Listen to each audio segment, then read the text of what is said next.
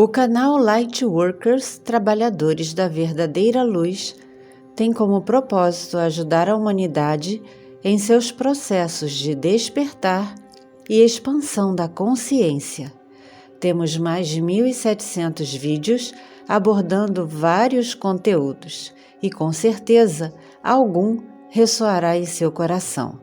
Convidamos você a conhecer nosso trabalho e a nos acompanhar, tornando-se inscrito ou membro, ajudando-nos a alcançar mais e mais pessoas que precisam sair de suas zonas de conforto e despertar para verdades que, embora possam parecer inconvenientes, possuem a capacidade de mudar vidas. Olá a todos, olá pessoal, boa noite família, canal Lightworkers, Trabalhadores da Luz.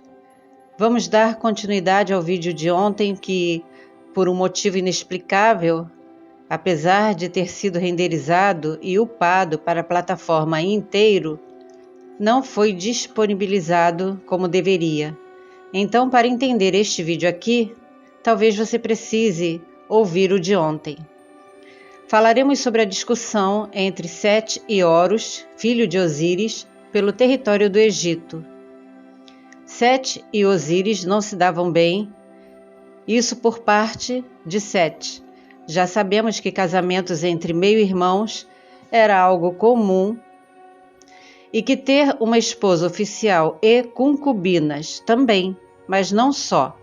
O casal que regia o Egito, Geb e Nut, teve 4 filhos, filhos de Nut e filhos com concubinas de Geb. Osíris, Ísis, Sete, que não é o mesmo filho de Adão e Eva, e Néftis. Osíris também era conhecido como Assar, aquele que tudo vê, e Ísis como Ast.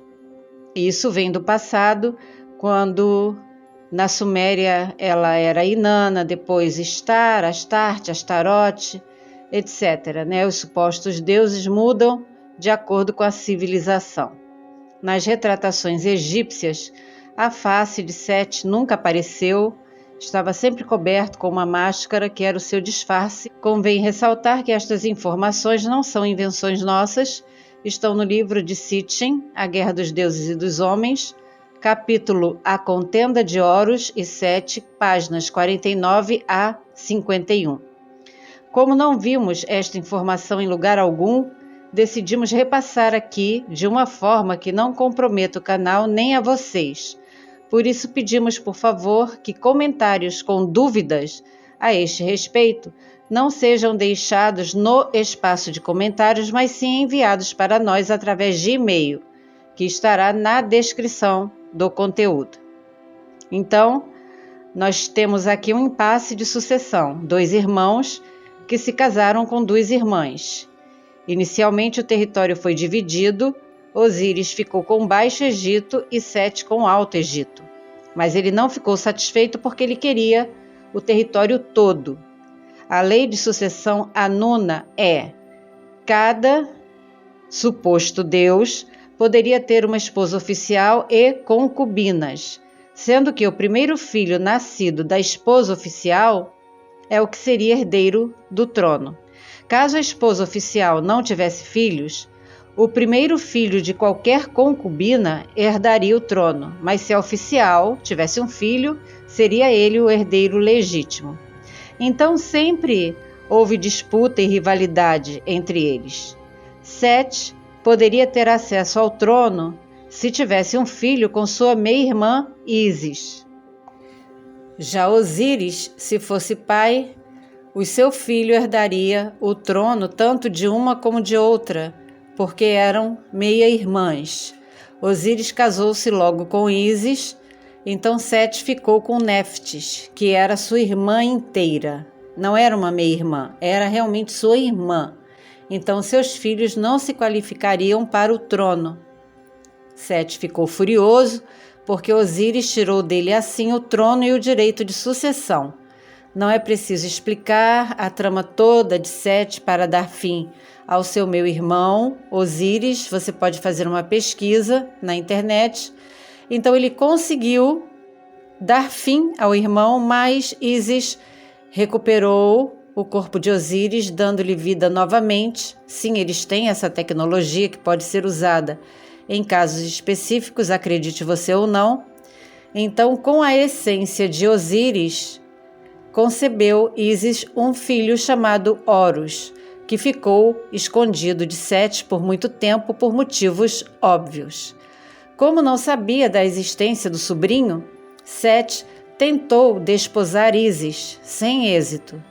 Enquanto crescia, Horus foi sendo treinado na arte dos conflitos pelos seus parentes e, como príncipe, se apresentou na hora certa diante do conselho Anuna, reivindicando o trono.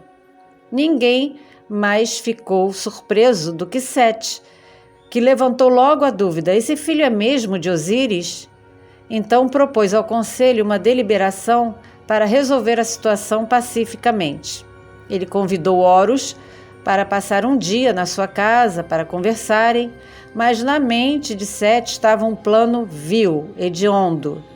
Horus acabou supostamente caindo em sono profundo na casa do tio, que colocou seu plano em ação.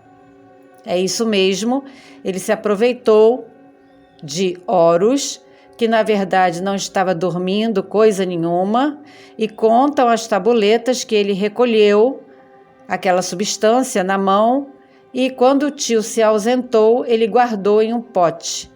De manhã, ele contou à mãe o que tinha acontecido. Ela pegou outro pote e pediu uma amostra da essência de Horus. Na hora do almoço dos supostos deuses, ela derramou um pouco dessa essência, que todo mundo sabe o que é, em cima do alface. No Egito já existia alface, salada, e com certeza misturado ali com muitas ervas, Sete se alimentou. Então, na segunda reunião do conselho, Sete se levantou e disse que Horus não era qualificado para a sucessão, porque ele não tinha a semente de Osíris, mas sim a sua. Então, Horus levantou-se e disse: pelo contrário, a minha semente é que está em Sete, o que o desqualifica. O conselho, confuso, convocou Thoth, geneticista, para analisar essa confusão toda. Ele checou a amostra de Horus, foi tipo um teste, né? Quando a gente tem aqui no planeta o teste de paternidade, que muita gente se recusa a fazer porque tem medo que dê positivo, então Thoth, geneticista, checou a amostra de Horus e depois, diz a tabuleta, esquadrinhou o corpo de Sete. Não é novidade esse esquadrinhou, porque os Anunas são seres de tecnologia muito avançada. Agora nós temos a Body Scan. É uma máquina que escaneia todo o corpo humano com imagens de alta resolução buscando alguma anomalia. E se tornou até um procedimento famoso entre aqueles que podem pagar por ele. Então, depois das conferências feitas por Thoth, diante do conselho ele disse que sim, não havia nada que comprometesse Horus, mas que a sua semente estava em Sete. Enfurecido, Sete abandonou o conselho e iniciou uma guerra contra Horus, que tornou-se um evento histórico. Em um desses conflitos, porque num conflito houveram muitas e muitas batalhas, Horus levou a melhor e conseguiu capturar Sete. Apresentou-o a Ra, que disse: você e sua mãe façam dele o que quiser. Horus tinha em si o sangue Anuna e começou a fazer o que temos ouvido aí pela mídia, antes de prender Sete. Ele fazia como ordenou a Rainha de Copas no desenho de Alice. Ísis teve pena de Sete e o libertou, e Horus se enfureceu com a mãe e fez a mesma coisa, só que, usando novamente um artefato desconhecido, de uma forma que ainda não conhecemos, Thoth trouxe Ísis de volta à vida. Sete escondeu-se em túneis subterrâneos no Egito, e isso não é novidade porque a existência de túneis debaixo das principais cidades já foi comprovada. Então nós já sabemos que existem túneis debaixo das principais cidades do mundo, até no deserto, na Antártida, e muitas pessoas podem ouvir este conteúdo e achar que tudo é uma lenda sumeriana, mas na verdade não é, é real, é o nosso passado primordial, verdadeiro. Então, depois de novamente uma batalha sem fim, onde a nave de Horus tinha luzes que se alternavam de vermelho para azul e de azul para vermelho constantemente, diz que também emitia raios de fogo, que nós entendemos por lasers. Resumindo, cansados desse conflito, o conselho se reuniu novamente e dividiu o território. Geb, pai de Osíris, impediu esse feito, foi contra, e a herança da terra foi para Horus, que ganhou todo o território do Egito. Set recebeu uma terra, mas muito longe do Egito, mais para o lado da Ásia. Então aqui vemos que eles tramam planos insanos para ganhar as batalhas, não são de confiança, e o que vemos no hoje, ao que parece, vai demorar para ser resolvido, a não ser que algo sobrenatural aconteça.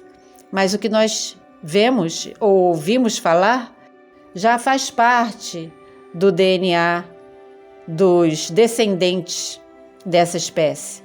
A segunda parte do conteúdo que não saiu foi exatamente sobre uma experiência, agora é outro assunto totalmente diferente, uma experiência que eu tive há mais ou menos uns 15 dias.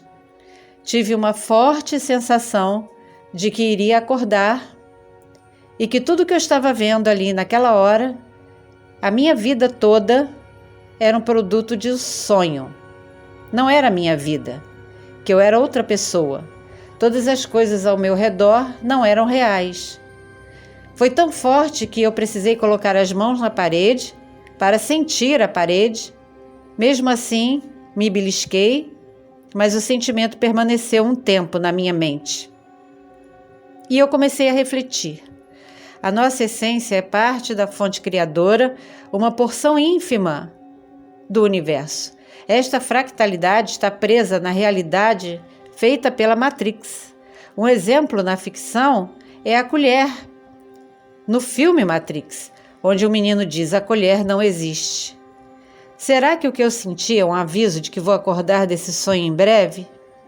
Fora desta simulação, quando o nosso corpo biológico deixa de funcionar normalmente e chega a hora da nossa partida, nossa consciência vai para um outro nível. Precisamos entender de uma vez por todas que, por mais importante que a vida aqui pareça, nós temos compromissos, cuidamos da nossa casa, trabalhamos, cuidamos dos nossos filhos, não levamos nada conosco. Nem cabelo, dente, nada, nem um grão de arroz. Dentro do processo de despertar, não passaremos pelo ciclo, que parece um ciclo de máquina de lavar. No conteúdo de domingo, publicado às 19 horas, Personalidade da Semana, número 21, colocamos Chico Xavier.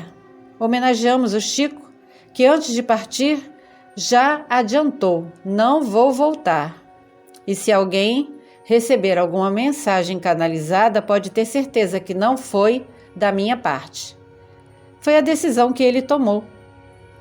Então, quando muitas pessoas se perguntam como dentro dos meus processos eu posso ajudar a humanidade, comece pela pessoa mais próxima. Algumas pessoas precisam ser ouvidas e serão trazidas a você. Algumas pessoas precisarão de palavras de incentivo, de apoio, de suporte.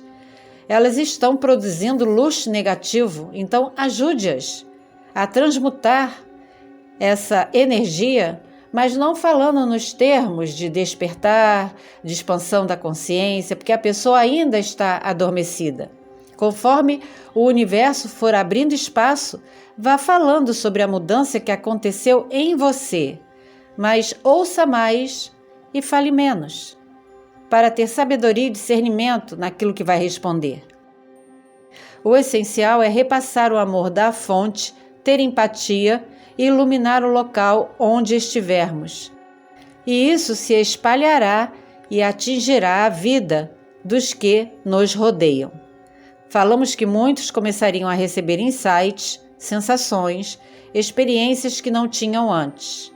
Vamos permanecer firmes em nossos processos, despertando mais e mais a cada dia, expandindo nossa consciência para entender o nosso passado primordial como espécie e mais do que nunca conectados à fonte criadora. Só mais um detalhe, realmente a semana passada foi uma semana muito pesada em termos de energia. Eu tive uma sobrecarga muito grande. Ontem eu estava no auge do cansaço, mas com o pedido de um pacotinho quântico, hoje eu amanheci sem nenhuma dor, pude trabalhar normalmente e estou aqui com vocês refazendo o conteúdo que foi cortado ontem. Esperamos que vocês entendam o conteúdo e mais uma vez lembramos que em caso de dúvidas, esclarecimentos através do nosso e-mail. Se desejar, continue conosco.